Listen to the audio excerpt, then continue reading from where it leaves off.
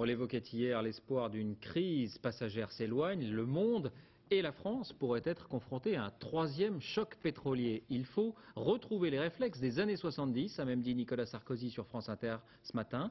C'était l'époque de la chasse au gaspillage, lorsque Valéry Giscard d'Estaing et Roger Gicquel prônaient les économies d'énergie. Elisabeth Esley, David Bohéry. C'est maintenant 17 mars que nous allons 77, agir ensemble Roger Gicquel, pour le très vérifier populaire quelque chose. présentateur du C'est journal dans de quelques 20 heures, minutes en que nous appelle au allons civisme éteindre de ses ensemble. Nous téléspectateurs. allons tous éteindre en même temps pour mesurer sur le cadran de l'EDF l'économie qu'on peut faire. Si vous êtes prêts, je le suis. Attention. 1, 2, 3.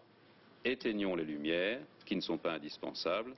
C'est l'époque des premiers chocs pétroliers et de la première campagne anti-gaspi. En France, on n'a pas de pétrole, mais on a des idées.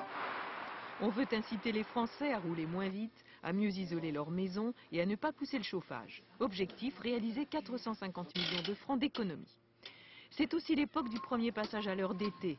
Des soirées plus longues, c'est une autre façon d'économiser. 300 000 tonnes de pétrole en 1976, rien qu'en supprimant la pointe de consommation d'électricité du soir. 28 ans plus tard, on change toujours d'heure.